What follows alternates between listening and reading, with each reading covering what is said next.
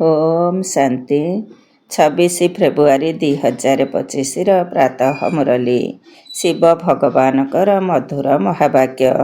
शिव बाबा कहते मिठे बच्चे तुम मानक भितरे असरंती खुशी रहिबा दरकार जे आमे बे यही शरीर रूपी पुरुणा वस्त्र को त्याग करी घर को जीवो पुणी नुआ वस्त्र नुआ दुनिया रे ग्रहण करिबो। तुम मानक भितरे असरंती खुशी रहिबा दरकार जे आमे बे यही शरीर रूपी पुरुणा वस्त्र को त्याग करी घर को जीवो पुणी नुआ वस्त्र नुआ दुनिया रे ग्रहण करिबो।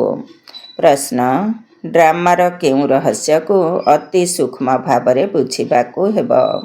ड्रामार केउ रहस्य को अति सूक्ष्म भावरे बुझिबाकू हेबो। उत्तर यही ड्रामा उंकुणी सदृश धीरे धीरे गति करुछि एवं घंटा भली टिकटिक होई चलीछि। जार जेउ अभिनय चलीछि ताहार पुणी सेहीपरि 5000 वर्ष परे मध्य अविकल पुनरावृत्ति हेब। यही सूक्ष्म रहस्य को भल भावरे बुझिबाकू हेब। जेउ पिला माने यही रहस्य को यथार्थ रूपे बुझी पारि नथांती से माने कहि दियंती ड्रामारे थिले पुरुषार्थ करिबो से माने केबे उच्च पद पाई परिबे नाही। ओम शांति पिला मानकु बाबांकर परिचय मिलिला तेणु बाबांक ठारू संपत्ति नेबाकू हेबो सेथिपाई पवित्र हेबाकू पड़िबो। मनुष्य डाकुची मध्य हे पतित पावन आस एठाकू आसी आमको पवित्र कर कारण मनुष्य जानिछि जे आमर बुद्धि पतित होई जाइछि। बुद्धि मध्य कहुछि एहा पतित लौह जुग जुगी दुनिया नुआ दुनिया को सत प्रधान एवं पुरुणा दुनिया को तम प्रधान कुहा जाउछि। तुम मानकु एबे बाबा मिलिछंती भक्त मानकु भगवान मिलिछंती एक कथा मध्य कहिथांती जे भक्ति परे भगवान आसीबे आमको भक्तिर फल देबे। भक्ति मार्ग रे बहुत परिश्रम करिथांती तेणु फल मध्य मागी थांती। भक्त माने किपरि परिश्रम करुछंती ताहा तुमे माने जानिछ। तुमे माने अधा कल्प हेब भक्ति मार्ग रे धक्का खाई खाई थकी जाइछ। भक्ति रे बहुत मेहनत करिछ एहा मध्य ड्रामा रे निर्धारित होई रहिछि। लाभ पाइबा पाई ही परिश्रम करा जाई थाए। भाबुछंती भगवान आसीबे भक्तिर फल देबे तेबे फलदाता भगवान ही अटंती। भक्त भगवान को मने पकाई थांती काहेकि ना भक्ति रे दुख रहिछि तेणु कहउछंती हे भगवान आस आमर दुख हरण करी आमको पवित्र कर। ए दुनिया रे केही भी जानि नाहती जे एबे रावण राज्य चलीछि रावण ही समस्त को पतित करिछि। एक कथा मध्य कहउछंती जे राम राज्य दरकार किंतु ताहा केबे किपरि हेब ए कथा केही भी जानि नाहती। आत्मा जानिछि जे एबे रावण राज्य चलीछि एहा हेउछि भक्ति मार्ग। भक्त माने बहुत नाट तामसा करिथांती प्रभु प्रेम रे खुशी होई पुणी कांदी थांती। भगवान को प्रेम रे आखिरे लुह मध्य आसी जाए किंतु प्रकृत रे भगवान को जानि नथांती। तेबे जहाँ स्नेह रे लुह आसी जाउछि तांको निश्चय जानिबा दरकार। चित्ररु किछि मिली न थाए केही केही बहुत भक्ति करिथांती तेणु तांको साक्षात्कार होइथाए बास ताहा ही तांको पई खुशीर कथा। वर्तमान भगवान निजे आसी निजर परिचय देउछंती जे मु किए मु जिए एवं जेपरी सेही परी ए दुनिया रे केही भी मते जानि नांती। तुम मानक भितरु मध्य जेउ माने बाबा बाबा बोली कहउछंती सेमानक भितरु मध्य केही पक्का केही कच्चा अटंती। तेबे देह अभिमान तुटाइबारे ही परिश्रम करिबाकू पड़ी थाए। तुम मानकू एबे देही अभिमानी हेबाकू पड़िबो। बाबा कहउछंती तुमे समस्ते आत्मा किंतु तुमे एबे 84 जन्म भोग करी तम प्रधान होई जाइछ। एबे आत्मा को तृतीय नेत्र मिलिछि तेणु ड्रामार सबु रहस्य को बुझी पारुछि। तुम मानकु सारा सृष्टि चक्रर ज्ञान बाबा देउछंती। बाबा ज्ञानर सागर तेणु पिला मानकु मध्य ज्ञान देउछंती। केही जदि तुम मानकु पचारुछंती जे केवल तुमे माने ही 84 जन्म नेउछ तेबे कुह हाँ ଆମ ମଧ୍ୟରେ କେହି 84 କେହି 82 ଜନ୍ମ ନେଉଛନ୍ତି। ଅଧିକରୁ ଅଧିକ 84 ଜନ୍ମ ହିଁ ନେଉଛନ୍ତି। ଯେଉଁମାନେ ପ୍ରଥମରୁ ଆସୁଛନ୍ତି ସେହିମାନେ ହିଁ 84 ଜନ୍ମ ନେଉଛନ୍ତି। ଯେଉଁମାନେ ଭଲ ଭାବରେ ପାଠ ପଢ଼ି ଉଚ୍ଚପଦ ପାଉଛନ୍ତି ସେମାନେ ପ୍ରଥମେ ଆସିବେ। ସେମାନେ ମାଳାରେ ପାଖାପାଖି ରହିବେ, ଅର୍ଥାତ୍ ନୂଆ ଦୁନିଆରେ ପ୍ରଥମେ ପ୍ରଥମେ ଆସିବେ। ଯେପରି ନୂଆ ଘର ତିଆରି ହେଲେ ମନରେ ଆସିଥାଏ ଯେ ଜଲ୍ଦି ସମ୍ପୂର୍ଣ୍ଣ ହୋଇଗଲେ ଆମେ ସେହି ଘରେ ଯାଇ ରହିବୁ, ସେହିଭଳି ତୁମେମାନେ ମଧ୍ୟ ଖୁସି ହେବା ଦରକାର। ଏବେ ଆମେ ଏହି ପୁରୁଣା ବସ୍ତ୍ର ବା ଶରୀର ତ୍ୟାଗ କରି ନୂଆ ଗ୍ରହଣ କରିବୁ। ନାଟକରେ ଅଭିନେତାମାନେ ଘଣ୍ଟାଏ ଅଧଘଣ୍ଟା ପୂର୍ବରୁ ହିଁ ଘଡ଼ିକୁ ଦେଖିଥାନ୍ତି। ସମୟ ଶେଷ ହେଲେ ଆମେ ଘରକୁ ଯିବୁ ଏବଂ ସେହି ସମୟ ମଧ୍ୟ ଆସିଯାଇଥାଏ। ତୁମମାନଙ୍କ ପାଇଁ ଏହା ବେହଦର ଘଡ଼ି ଅଟେ। ତୁମେମାନେ ଜାଣିଛ ଆମର କର୍ମାତୀତି ଅବସ୍ଥା ଆସିଗଲେ ଏଠାରେ ରହିପାରିବୁ ନାହିଁ। କର୍ମାତୀତି ହେବା ପାଇଁ ମଧ୍ୟ ଯୋଗବଳ ଦରକାର। ସେଥିପାଇଁ ବହୁତ ପରିଶ୍ରମ କରିବାକୁ ହେବ। ତୁମେମାନେ ନୂଆ ଦୁନିଆକୁ ଯିବ, ପୁଣି ସେଠାରେ ଗୋଟିଏ ଗୋଟିଏ ଜନ୍ମରେ ତୁମର କଳା କମ୍ ହୋଇ ଚାଲିବ। ନୂଆ ଘରେ ମଧ୍ୟ 6 ମାସ ରହିଲା ପରେ କିଛି ନା କିଛି ଦାଗ ଲାଗିଯାଇଥାଏ, ସାମାନ୍ୟ ଫରକ ପଡ଼ିଥାଏ। ସେହିପରି ନୂଆ ଦୁନିଆରେ ମଧ୍ୟ କେହି କେହି ପ୍ରଥମେ ଆସିବେ, କେହି ପୁଣି ଟିକେ ବିଳମ୍ବରେ ଆସିବେ। ପ୍ରଥମେ ଯେଉଁମାନେ ଆସିବେ ତାଙ୍କୁ ଶତପ୍ରଧାନ କୁହାଯିବ। ପୁଣି ଧୀରେ ଧୀରେ କଳା କମ୍ ହୋଇଯିବ। ଏହି ଡ୍ରାମାର ଚକ୍ର ଉଙ୍କୁଣି ସଦୃଶ ଧୀରେ ଧୀରେ ଚାଲୁଛି ଏବଂ ଘଣ୍ଟା ଭଳି ଟିକଟିକି ହୋଇ ଘୂରି ଚାଲିଛି। ତୁମେ ଜାଣିଛ ସାରା ଦୁନିଆରେ ଯାହାର ଯେଉଁ ଅଭିନୟ ଚାଲିଛି ସେହି ଚକ୍ର ଘୂରି ଚାଲିଛି। ବୁଝିବା ପାଇଁ ଏହା ବହୁତ ସୂକ୍ଷ୍ମ କଥା ଅଟେ।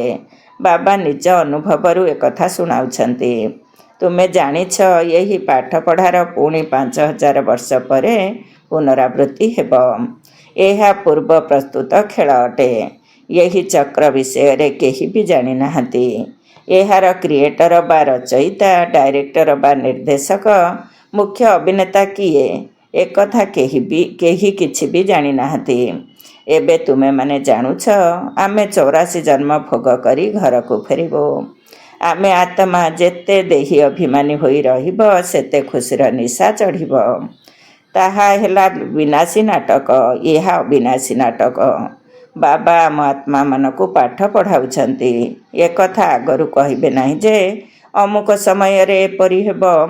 ବାବାଙ୍କୁ କୌଣସି କଥା ପଚାରିଲେ କହନ୍ତି, ଡ୍ରାମାରେ ଯାହା କିଛି କହିବାକୁ ଥିଲା କହିଦେଲି।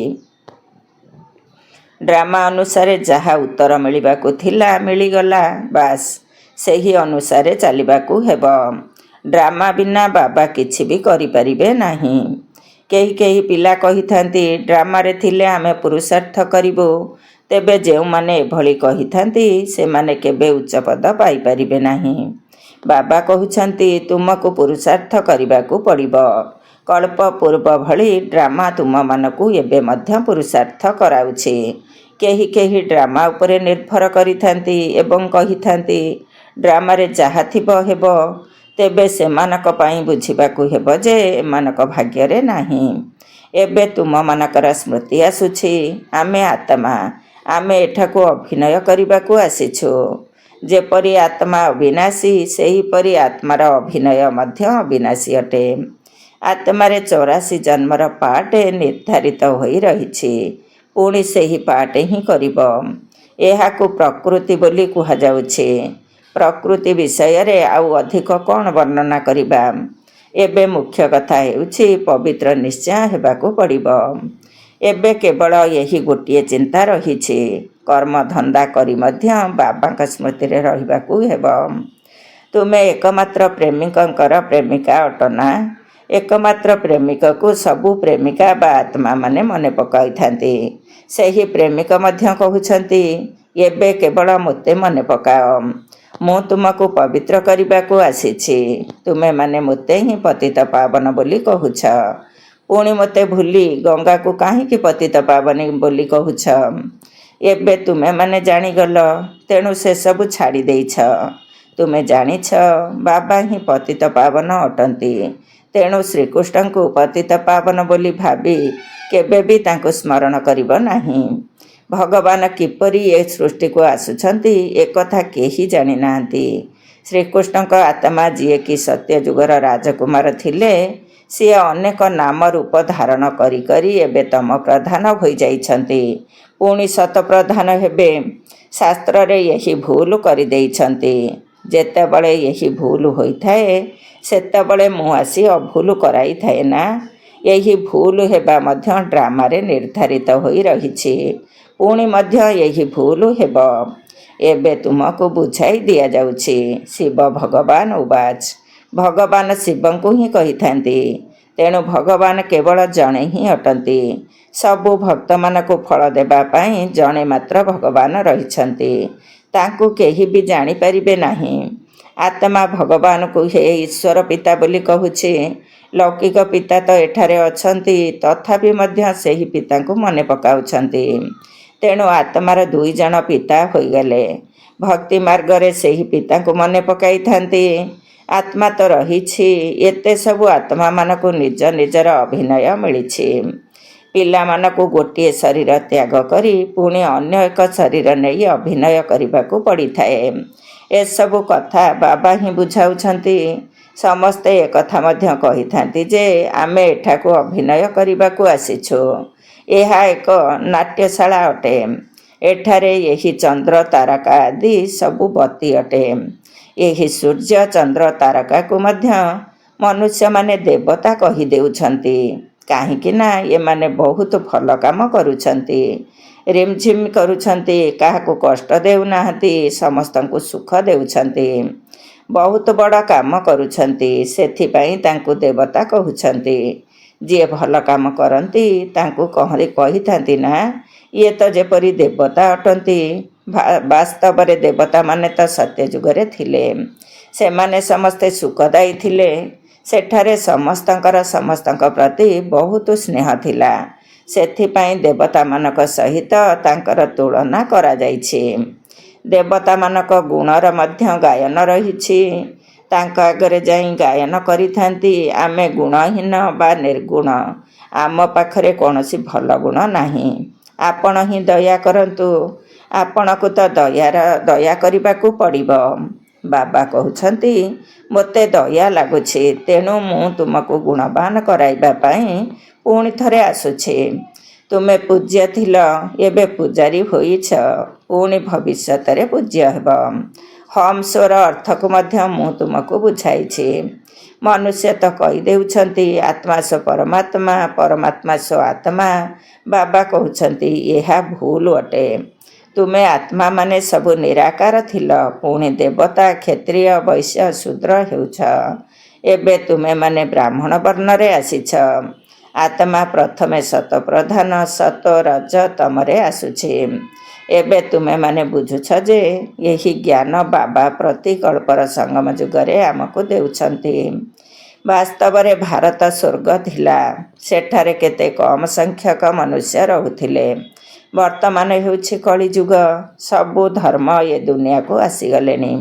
ସତ୍ୟଯୁଗରେ କୌଣସି ଧର୍ମ ନଥିଲା। ସେଠାରେ କେବଳ ଗୋଟିଏ ଧର୍ମ ରହିବ। ବାକି ସବୁ ଆତ୍ମାମାନେ ପରମଧାମକୁ ଚାଲିଯିବେ।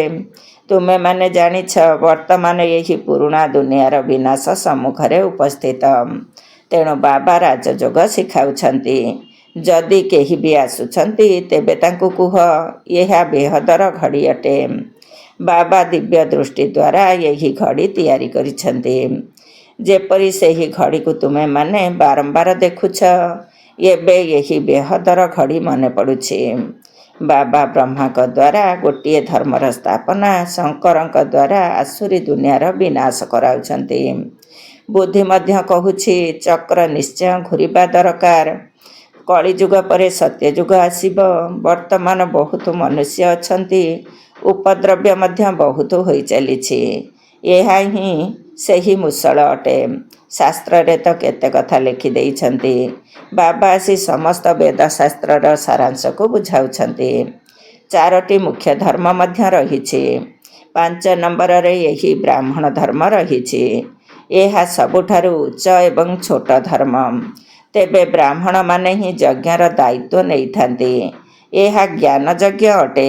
ଦୁନିଆରେ ଉପଦ୍ରବ୍ୟ ନ ହେବା ପାଇଁ ଯଜ୍ଞ ରଚନା କରିଥାନ୍ତି। ସେମାନେ ଭାବୁଛନ୍ତି ଏହି ଲଢ଼େଇ ଆଦି ନ ଲାଗୁ।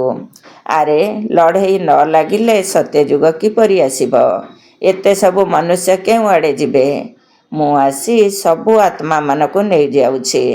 ତେବେ ନିଶ୍ଚିତ ଭାବରେ ଏହିଠାରେ ହିଁ ଶରୀର ତ୍ୟାଗ କରିବାକୁ ପଡ଼ିବ। ତୁମେ ଡାକୁଛ ମଧ୍ୟ, ହେ ବାବା ଏଠାକୁ ଆସ, ଆସି ଆମକୁ ପତିତରୁ ପାବନ କର। ବାବା କହୁଛନ୍ତି, ମୋତେ ନିଶ୍ଚୟ ପୁରୁଣା ଦୁନିଆର ବିନାଶ କରାଇବାକୁ ପଡ଼ିବ। ପବିତ୍ର ଦୁନିଆ କେବଳ ସତ୍ୟଯୁଗକୁ କୁହାଯିବ, ବାକି ଅନ୍ୟମାନଙ୍କୁ ମୁକ୍ତିଧାମକୁ ନେଇଯାଉଛି। ତେବେ ସମସ୍ତେ କାଳକୁ ଡାକୁଛନ୍ତି ନା? କିନ୍ତୁ ଏକଥା ବୁଝିପାରୁନାହାନ୍ତି ଯେ ଆମେ ତ କାଳର କାଳକୁ ଡାକୁଛୁ। ବାବା କହୁଛନ୍ତି, ଏହା ମଧ୍ୟ ଡ୍ରାମାରେ ନିର୍ଦ୍ଧାରିତ ହୋଇ ରହିଛି। ମୁଁ ଆତ୍ମାମାନଙ୍କୁ ବିକାରୀ ଦୁନିଆରୁ ବାହାର କରି ଶାନ୍ତିଧାମକୁ ନେଇଯାଉଛି। ତେବେ ଏହା ତ ଭଲ କଥା ନା? ପ୍ରଥମେ ତୁମେମାନେ ମୁକ୍ତିଧାମକୁ ଯାଇ ସେଠାରୁ ଜୀବନ ମୁକ୍ତିକୁ ଆସି ପୁଣି ଜୀବନ ବନ୍ଧନରେ ଆସିବ। ଏତେ ସବୁ ସତ୍ୟଯୁଗକୁ ତ ଯିବେ ନାହିଁ, କ୍ରମ ଅନୁସାରେ ଆସିବେ। ସେଥିପାଇଁ ଏବେ ଶାନ୍ତିଧାମ ଏବଂ ସୁଖଧାମକୁ ମନେ ପକାଅ। ଯେଉଁମାନେ ପରେ ଆସୁଛନ୍ତି ତାଙ୍କର ଅଳ୍ପ ଅଭିନୟ ରହିଛି, ତେଣୁ ସେମାନେ ପ୍ରଥମେ ନିଶ୍ଚିତ କିଛି ସୁଖ ପାଇବେ। ତୁମର ଅଭିନୟ ସବୁଠାରୁ ଉଚ୍ଚ ଅଟେ। ତୁମେମାନେ ବହୁତ ସୁଖ ପାଉଛ। ଧର୍ମ ସ୍ଥାପକମାନେ ତ କେବଳ ଧର୍ମର ସ୍ଥାପନା କରିଥାନ୍ତି, କାହାକୁ ମୁକ୍ତି ଦେଇପାରିନଥାନ୍ତି। ବାବା ତ ଭାରତକୁ ଆସି ସମସ୍ତଙ୍କୁ ଜ୍ଞାନ ଦେଉଛନ୍ତି। ସିଏ ହିଁ ସମସ୍ତଙ୍କର ପତିତ ପାବନ ଅଟନ୍ତି। ସମସ୍ତଙ୍କୁ ଏହି ବନ୍ଧନରୁ ମୁକ୍ତ କରୁଛନ୍ତି। ଅନ୍ୟ ଧର୍ମସ୍ଥାପକମାନେ କୌଣସି ସଦ୍ଗତି କରିବାକୁ ଆସିନାହାନ୍ତି। ସେମାନେ କେବଳ ତାଙ୍କର ଧର୍ମ ସ୍ଥାପକ କରିବାକୁ ଆସିଛନ୍ତି। ସେମାନେ କୌଣସି ଶାନ୍ତିଧାମ ସୁଖଧାମକୁ ନେଇଯାଇ ନଥାନ୍ତି। ସମସ୍ତଙ୍କୁ ଶାନ୍ତିଧାମ ସୁଖଧାମ ବାବା ହିଁ ନେଇଯାଆନ୍ତି। ଯିଏ ଦୁଃଖରୁ ମୁକୁଳାଇ ସୁଖ ଦେଇଥାନ୍ତି ତାଙ୍କର ହିଁ ତୀର୍ଥ କରାଯାଇଥାଏ। ମନୁଷ୍ୟମାନେ ବୁଝିପାରୁନାହାନ୍ତି ଯେ ବାସ୍ତବରେ ସତ୍ୟ ତୀର୍ଥ ତ ଏକମାତ୍ର ବାବାଙ୍କର ହିଁ ଅଟେ। ମହିମା ମଧ୍ୟ ଜଣକର ହିଁ କରାଯାଇଛି। ସମସ୍ତେ ତାଙ୍କୁ ଡାକୁଛନ୍ତି, ହେ ମୁକ୍ତିଦାତା ଆସ। ଭାରତ ହିଁ ପ୍ରକୃତ ସତ୍ୟ ତୀର୍ଥ ଅଟେ, ଯେଉଁଠି ବାବା ଆସି ସମସ୍ତଙ୍କୁ ମୁକ୍ତି ଜୀବନ ମୁକ୍ତି ଦେଉଛନ୍ତି। ତୁମେମାନେ ପୁଣି ଭକ୍ତି ମାର୍ଗରେ ତାଙ୍କର ବଡ଼ ବଡ଼ ମନ୍ଦିର ତିଆରି କରୁଛ। ହୀରାନୀଳାର ମନ୍ଦିର ତିଆରି କରୁଛ। ସୋମନାଥ ମନ୍ଦିର କେତେ ସୁନ୍ଦର ଭାବରେ ତିଆରି କରିଛନ୍ତି। ଏବଂ ବର୍ତ୍ତମାନ ଦେଖ ବାବା କେଉଁଠାରେ ବସିଛନ୍ତି? ପତିତ ଶରୀର ପତିତ ଦୁନିଆରେ। ତୁମେ ପିଲାମାନେ ହିଁ ତାଙ୍କୁ ଚିହ୍ନୁଛ। ତେଣୁ ତୁମେମାନେ ବାବାଙ୍କର ସହଯୋଗୀ ହେଉଛ। ଅନ୍ୟମାନଙ୍କୁ ରାସ୍ତା ବତାଇବାରେ ଯିଏ ସାହାଯ୍ୟ କରିବ ସେମାନଙ୍କୁ ଉଚ୍ଚ ପଦ ମିଳିବ। ଏହା ହିଁ ନିୟମ ଅଟେ। ବାବା କହୁଛନ୍ତି, ତୁମେମାନେ ପରିଶ୍ରମ କର, ବହୁତଙ୍କୁ ରାସ୍ତା ବତାଅ ଯେ ବାବା ଏବଂ ବର୍ଷାକୁ ମନେ ପକାଅ। 84 ଜନ୍ମର ଚକ୍ର ତ ସମ୍ମୁଖରେ ରହିଛି। ଏହା ଯେପରି ଅନ୍ଧମାନଙ୍କ ଆଗରେ ଆଇନା ସଦୃଶ୍ୟ ଅଟେ। ଏହି ଡ୍ରାମାର ଅବିକଳ ପୁନରାବୃତ୍ତି ହେଉଛି, ତଥାପି ମଧ୍ୟ ମୋତେ କେହି ଜାଣିପାରୁନାହାନ୍ତି। ଏପରି ନୁହେଁ ଯେ ଯେତେବେଳେ ମୋର ମନ୍ଦିର ଲୁଟି ନେଉଛନ୍ତି ସେତେବେଳେ ମୁଁ କିଛି କରିବି। ଡ୍ରାମାରେ ଲୁଟ ହେବାର ଅଛି, ତେଣୁ ଲୁଟି ନେଇଯିବେ। ମୋତେ ଡାକୁଛନ୍ତି, ପତିତରୁ ପାବନ କର। ସେଥିପାଇଁ ମୁଁ ଏଠାକୁ ଆସି ତୁମମାନଙ୍କୁ ପାଠ ପଢ଼ାଉଛି। ଡ୍ରାମାରେ ବିନାଶ କଥା ମଧ୍ୟ ନିର୍ଦ୍ଧାର୍ଯ୍ୟ ରହିଛି, ତେଣୁ ବିନାଶ ମଧ୍ୟ ହେବ। ମୁଁ କୌଣସି ମନ୍ତ୍ର ଫୁଙ୍କି ଦେଉନାହିଁ ଯାହାଦ୍ୱାରା ବିନାଶ ହୋଇଯିବ। ମୂଷଳ ଆଦି ତିଆରି ହୋଇଛି, ଏହା ମଧ୍ୟ ଡ୍ରାମାରେ ନିର୍ଦ୍ଧାରିତ ଅଛି। ମୁଁ ମଧ୍ୟ ଡ୍ରାମାର ବନ୍ଧନରେ ବନ୍ଧା ହୋଇଛି। ଏଥିରେ ମୋର ଅଭିନୟ ସବୁଠାରୁ ବଡ଼। ସୃଷ୍ଟିକୁ ବଦଳାଇ ପତିତରୁ ପାବନ କରିବା। ତେବେ ସମର୍ଥ କିଏ, ମୁଁ ନା ଡ୍ରାମା? ଡ୍ରାମା ଅନୁସାରେ ରାବଣକୁ ମଧ୍ୟ ଆସିବାକୁ ହିଁ ପଡ଼ିବ। ମୋ ପାଖରେ ଯେଉଁ ଜ୍ଞାନ ଅଛି ମୁଁ ଆସି ତୁମମାନଙ୍କୁ ଦେଉଛି। ତୁମେ ଶିବ ବାବାଙ୍କର ସେନା ଅଟ, ରାବଣ ଉପରେ ବିଜୟ ପ୍ରାପ୍ତ କରୁଛ। ବାବା କହୁଛନ୍ତି, ନୂଆ ନୂଆ ସେଣ୍ଟର ସବୁ ଖୋଲି ଚାଲ। ମୁଁ ପାଠ ପଢ଼ାଇବାକୁ ଆସୁଛି। ମୁଁ କିଛି ହେଲେ ତୁମଠାରୁ ନେଉନାହିଁ। ଯାହା କିଛି ପଇସା ଅଛି ସବୁ ଏହି ଈଶ୍ୱରୀୟ ସେବାରେ ସଫଳ କର।